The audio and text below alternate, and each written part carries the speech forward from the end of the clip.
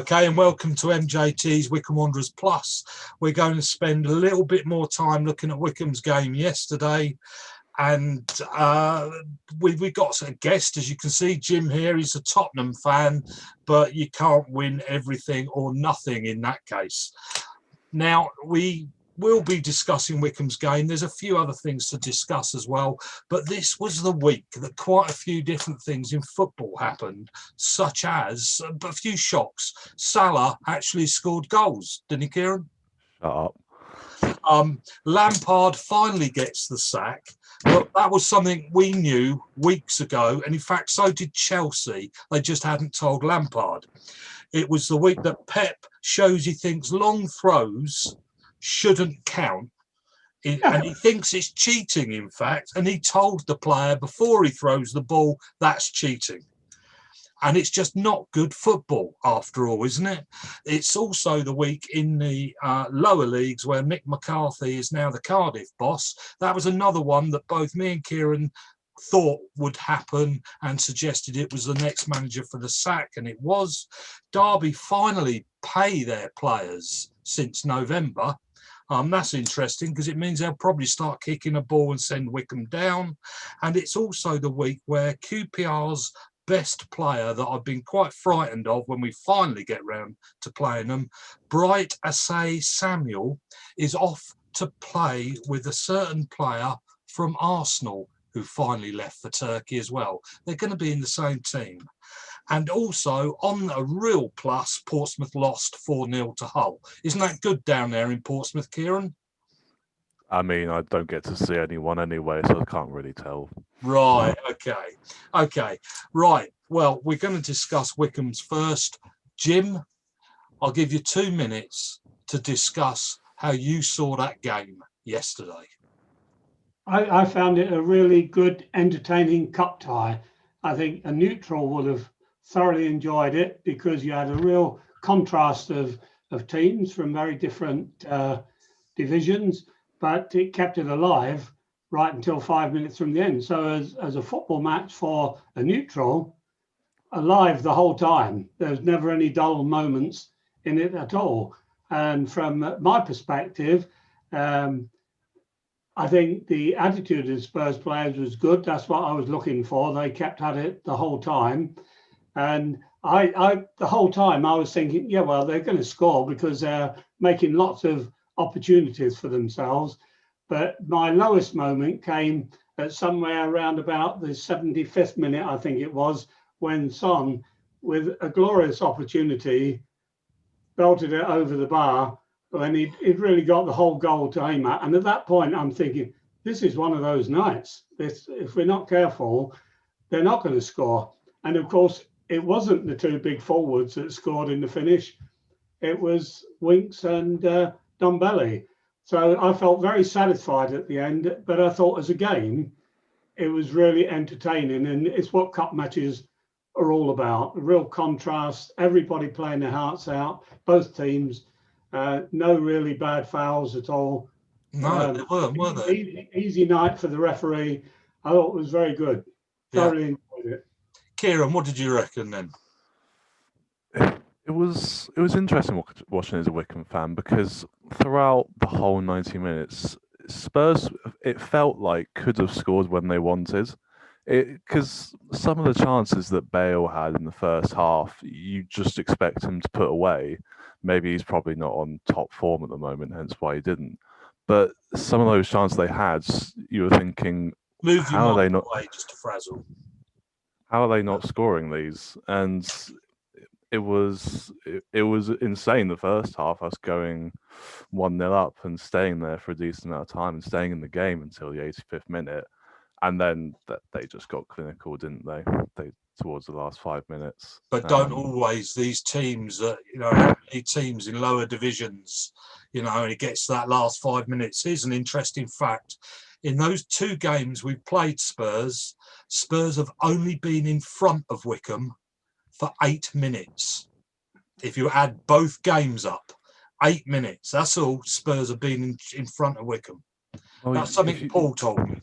If you think about the last 5 minutes when we played them last time, the last 5 minutes when we just played them, they scored They scored 5 goals in the last 10 minutes Yeah. of both those matches put together, which I suppose just shows your Premier League quality It towards does, the end, doesn't doesn't it? it? I And mean, maybe tiredness from Wycombe, I suppose, Yeah. chasing the ball around the whole game.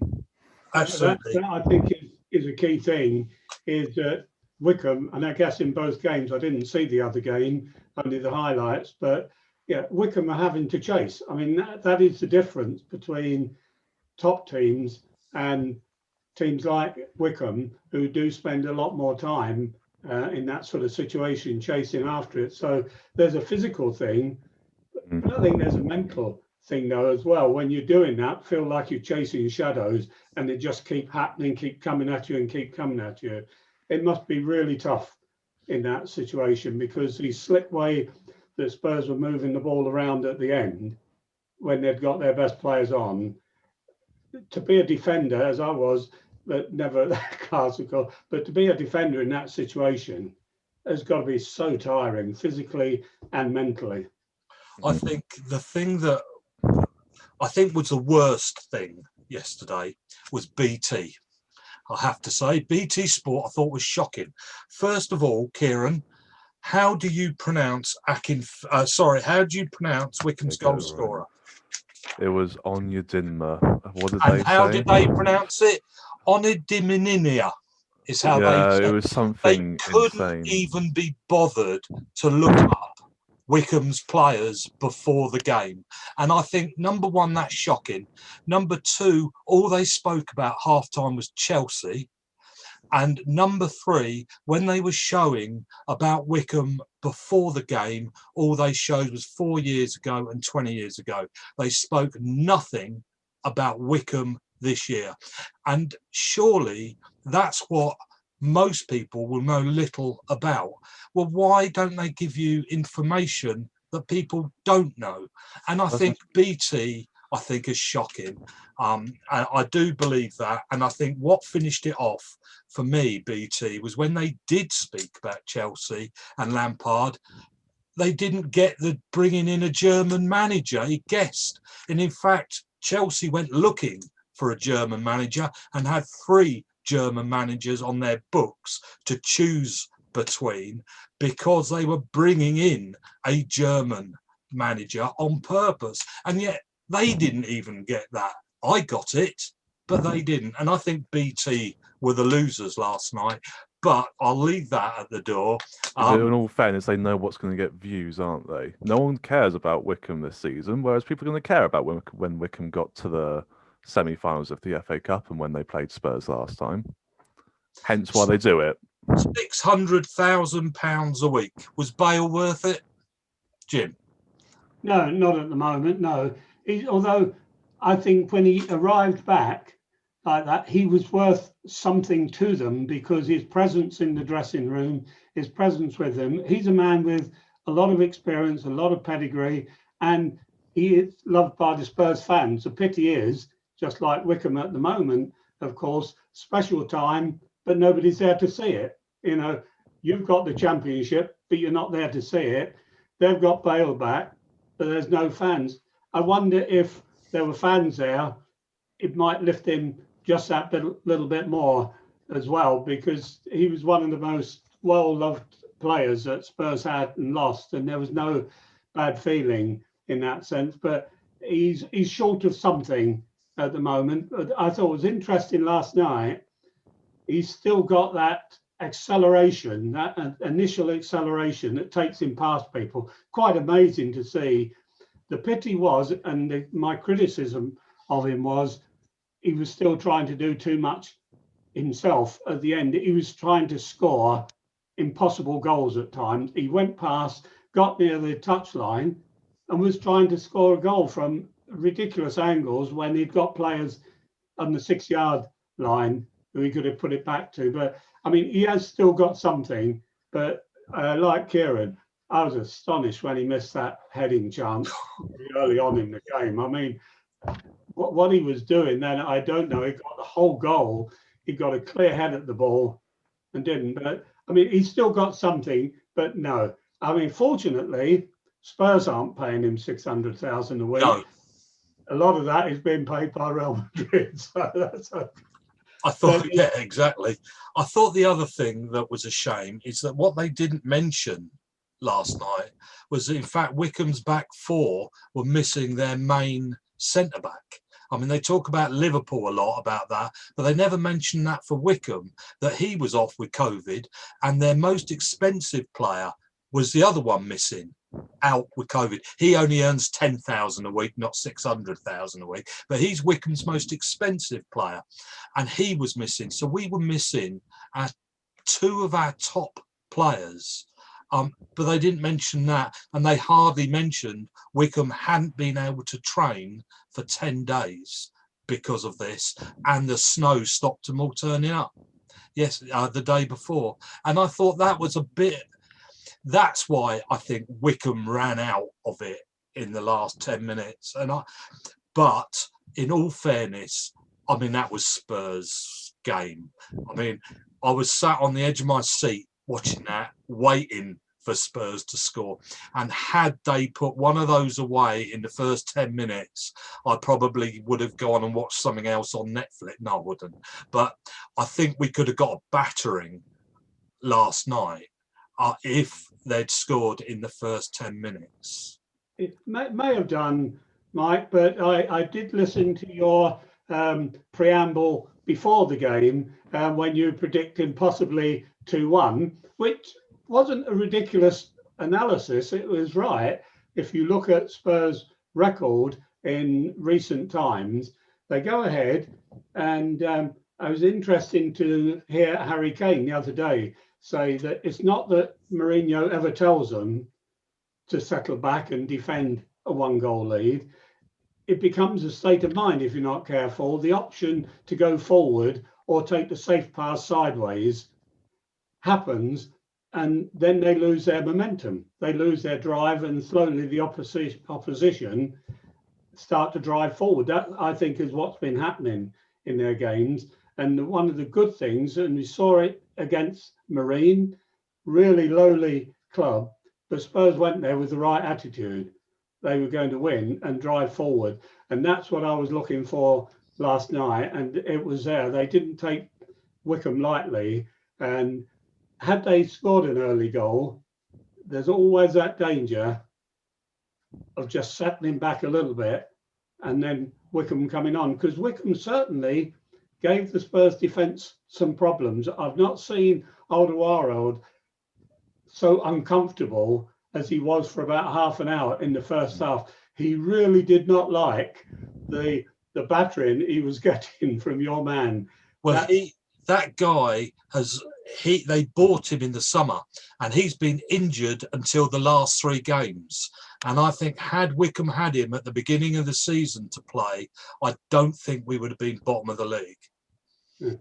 No, if he can do that to Alderweireld, who's one of the best defenders there is, okay, he's getting a wee little bit past it now, but I mean, he's a really experienced defender, but he had his hands full for half an hour. It was only as Spurs continued to drive more forward and it took the pressure off him. But no, I thought Wycombe in that half-hour spell in the first half, there were a few times, although they didn't make clear-cut opportunities, they were certainly ruffling the Spurs feathers quite a bit in that first half.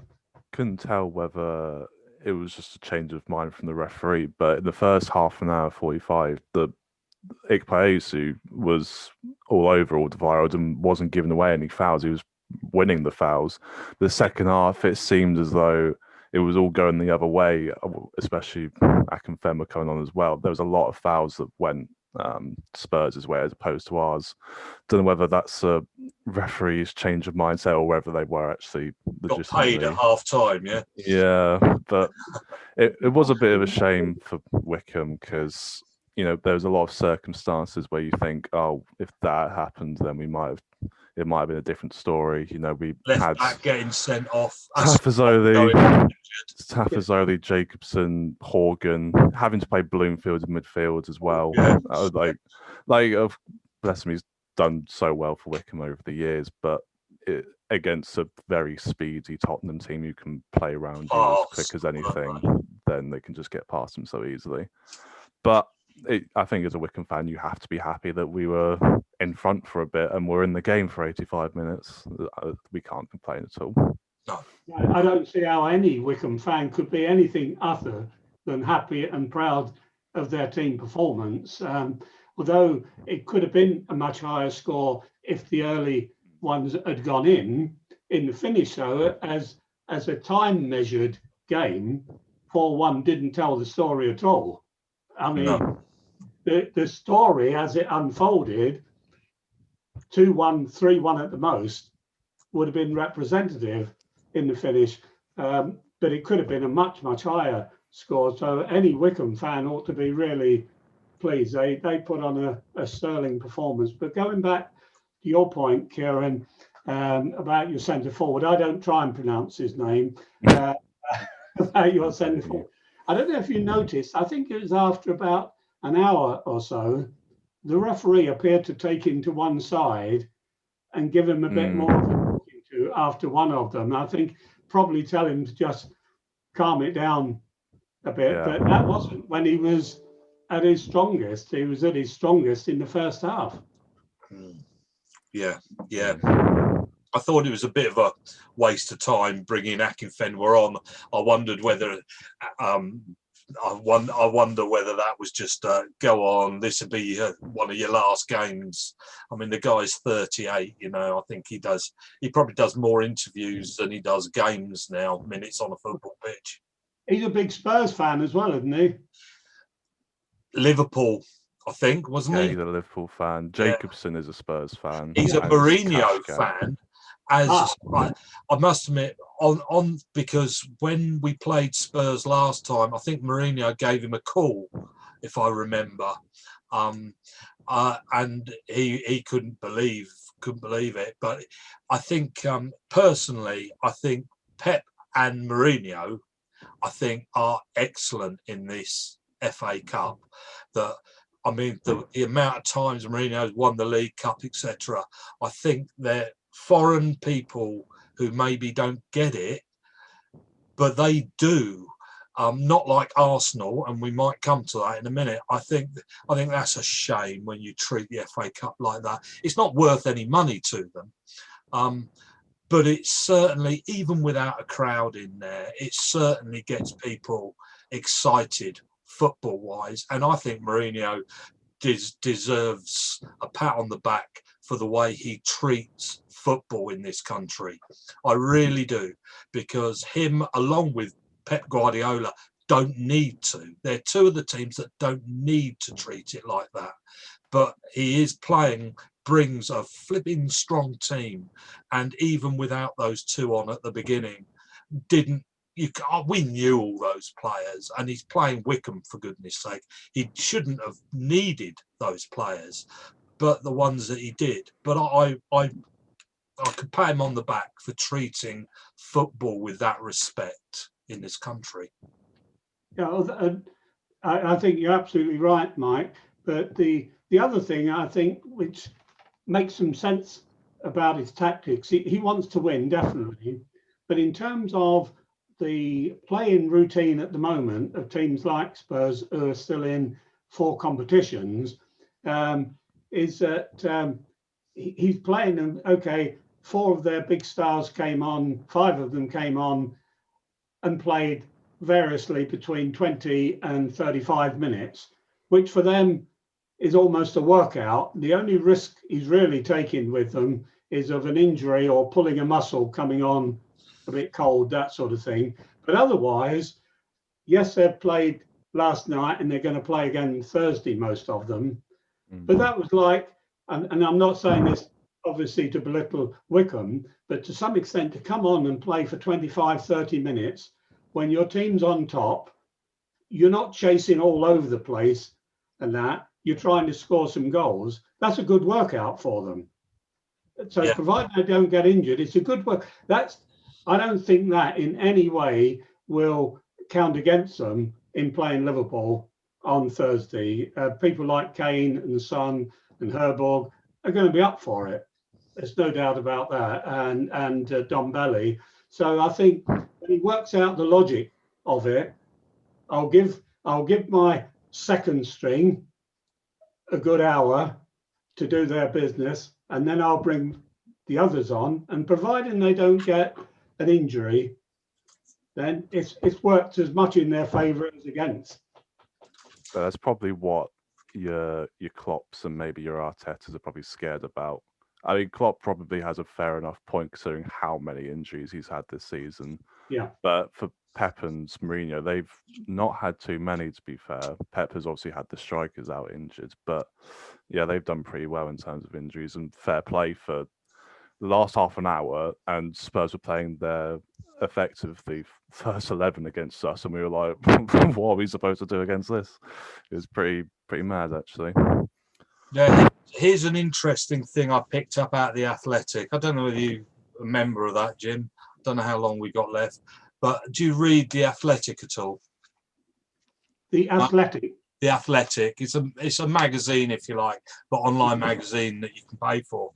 They did a thing checking who has had the easiest draws in League and FA Cup in the last 10 years. And Wycombe came and they checked all 92 teams in the Football League. Wycombe came 69th in that league and Tottenham came first. They've had the easiest draws ever in the last 10 years. And this is how they've done it. I thought you'd be interested in this.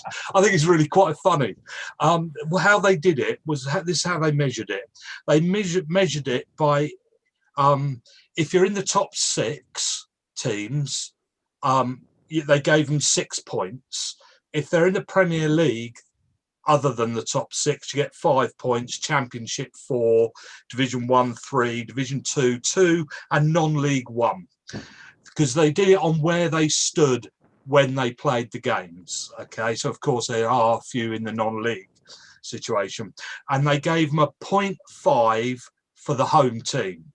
So, for instance, last night, they worked out Wycombe were 4.5 because they're in the Championship, which gave them 4 points, and they were at home, gave them 0.5. Spurs are in the top 6, so they gave them 6 points. So they finished that game, if you like, with Wycombe getting, because Wycombe lost, etc., no, because they played, it meant Wycombe were minus 1.5 points away from Spurs, and Spurs were plus 1.5 above Wycombe. And then they added all those up after the last 10 years of all the league and cup matches and worked out who had the most points. Because working on the theory, they were that far above the team they were playing. And Spurs came top of having had the easiest runs of cup matches in the last 10 years. There you go. So I just thought I'd mention that. But that actually, of course, brings in whether they won or not. You said they got more points if they won. No, so I got that wrong. Actually, they didn't. But of course, it would also play out. Of course, if you lost a game, then you wouldn't obviously get all the way to the next ones. So Wycombe's runs have been so short, you can't. It hasn't done them any good because they haven't won the cup in 10 years anyway. No. Yeah, but hey, if you're going to bring up things like that, I will bring up this morning's headline that Spurs are top of the green table. That they're the greenest club in the Premiership. And they did that. They give points for the various aspects of good energy conservation and climate stuff they're doing. And the reason that they moved above 4 other teams who were all on 20 points, they got 21 points because they're the only ones that have so far signed up with the United Nations in the world. Right. And they're not selling any burgers at the moment either. They're the greenest club in the Premiership. The only trouble is, if I make too much fuss about it, the obvious response from people like yourself is it's the only thing they're going to be top of as well. So right, Kieran, how long we got left? Do you see? We'll be recording for 27 minutes. Right, so we got about 10 minutes left. Okay. I've probably got less than that because I've got another one at 1:30, and I've got to have a sandwich in between. See what's important to you, right? Okay. Well, shall we say goodbye to you there? Because we're going to get on and talk about the other games, or you can stay as long as you like. No, that would make a lot of sense if you're now going to move on to your normal sort of chat about things. You've done with me. It wasn't a bit savaging, and as I thoroughly enjoyed last night. I thought it's the first time I've seen a full-length Wycombe game for a long time, and I mean this genuinely, I just hope they can pull it out and stay in the Championship. So you get at least a year in the Championship where you can attend the matches. I think it'd be a great shame. Yeah, we've been to two. Been to two. If you play like that, there's no reason why you shouldn't move up. And I have one more question for you, Jim, and that is, you mentioned beforehand whether the pitch would be in any decent state. What do you reckon of Wycombe's pitch then? Very good. No problem. No, I heard them say they've had under soil heating for 18 years, which is one of the secrets to that. So you keep a nice even condition of it. No, I thought it was good. Had Spurs lost, they certainly wouldn't have been able to play the pitch. But I did think the pitch looked a bit on the narrow side. I thought the sides looked a bit wide. They do move the lines depending on what team they put out, I must admit. Yeah. No, it was just a darn good game, and more power to Wycombe. Right. That's what I would say. We'll meet again in 4 years' time, and just hope you don't score 4 again, unless we score 5. Anyway, good to see you both, and okay. Enjoy your chat. Okay, then I'll leave now. Then. Yeah. Cheers. Okay. Thank you. Okay. Well, Kieran, here we go. Now? Give us the scores of what we predicted. Then let's go down that route. We didn't do too many, to be fair, because there weren't that many interesting No. games. We'll go through a few of the scores. So, shall we? Shall we just talk about the scores? And if we hit one of the ones we should... No, go on then. I've got the ones we said written down. Okay. We said that Plymouth would beat Sheffield United, but Sheffield United won again. They did. They're on the way up, aren't they? They're strolling through the FA Cup, but they can't really do it in the league. Yeah. Shame. Swansea beat Nottingham Forest, which I think was probably expected. Yeah. Can't tell why I really said that one last week, but we did. Yeah. Well, I said, I like Swansea. I think they look decent. Yeah. I do. I think they look a decent team. They could be the team that go up. Them and Brentford are one of the two. One of those will nick Watford's place, and the other one possibly Bournemouth's. Just to say, when I mentioned Bournemouth, I think this is really, really funny because we're not going to get to Newcastle because they've already been knocked out, haven't we? Yes. Yes. Arsenal beat them. Well, what's it? Whose name? Remind me. I'm afraid I'm that old. Steve Bruce. Well, I said this, didn't I, on the telephone to you, that they've replaced.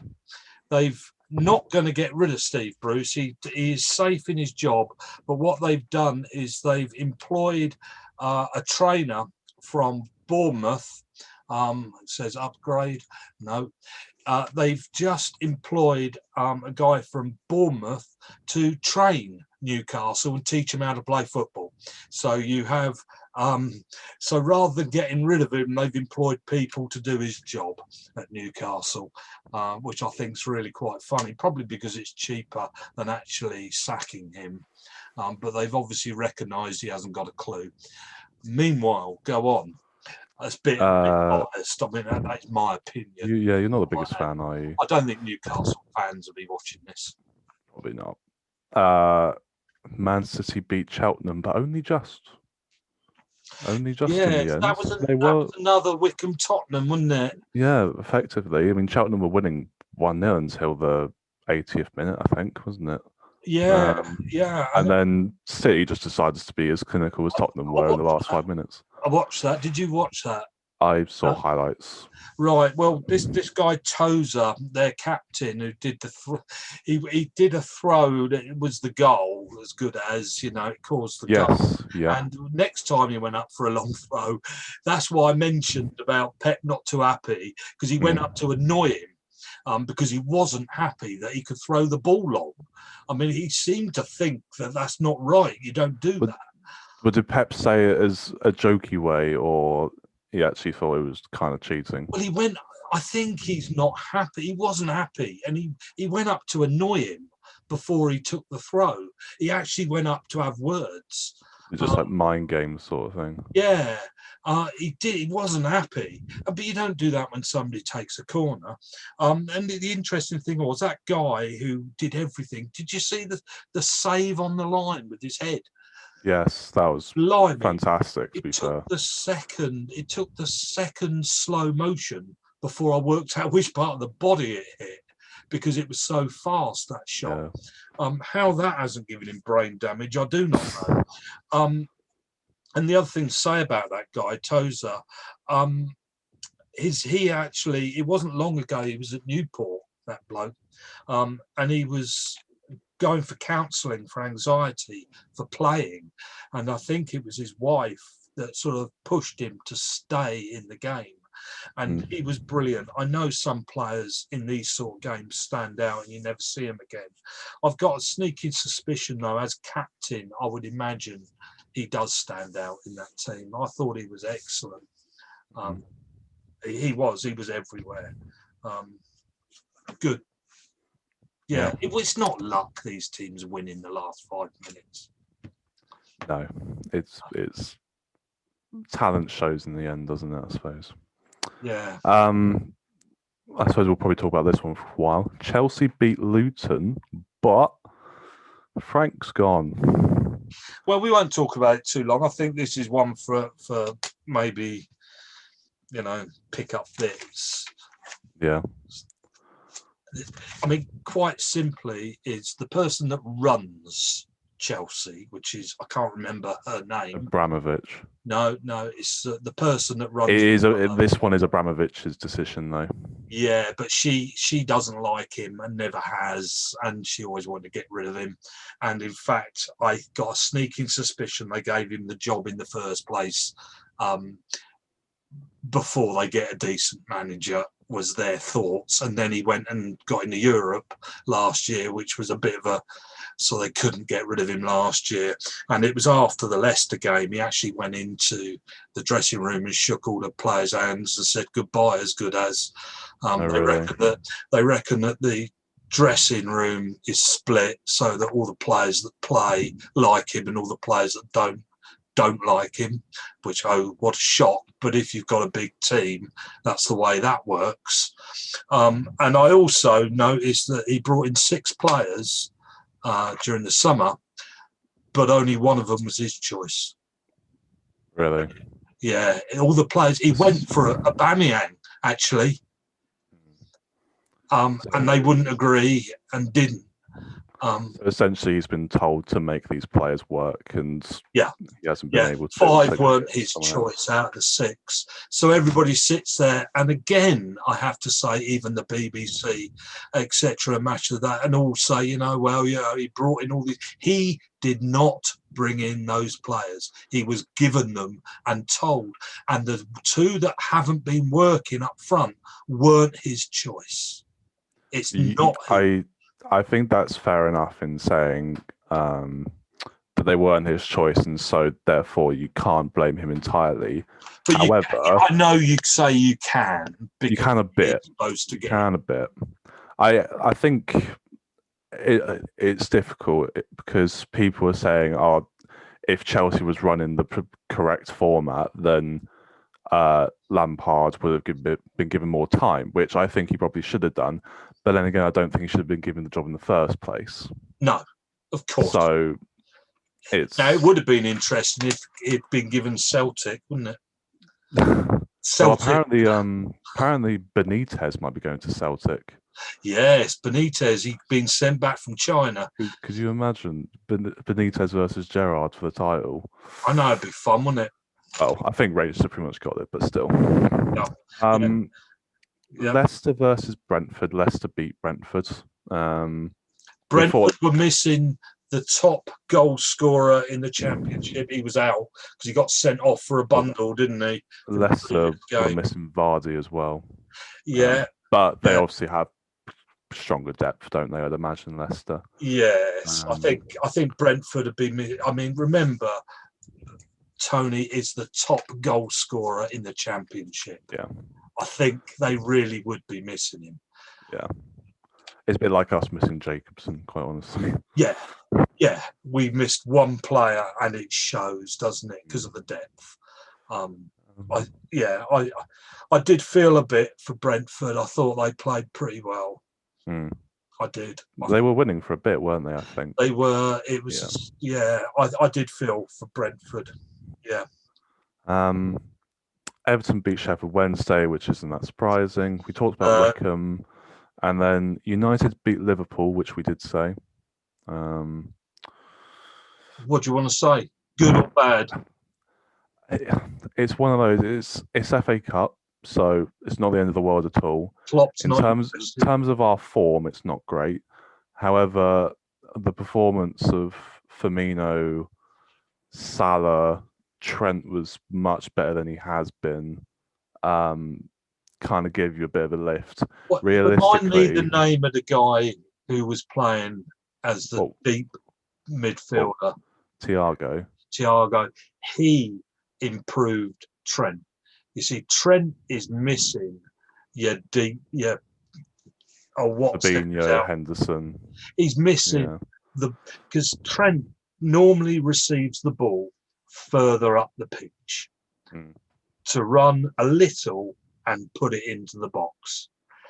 But now, because there's nobody in that back line who plays that ball to him, he's having to pick the ball up as a sideways pass and run. And by the time he gets to the end, it's slower. It's not it's slowed the game down. And so to pick fault with him all the time, I think is unfair, because that back line has slowed Liverpool down. And this guy that's come in, sorry, me and names, I'm getting old.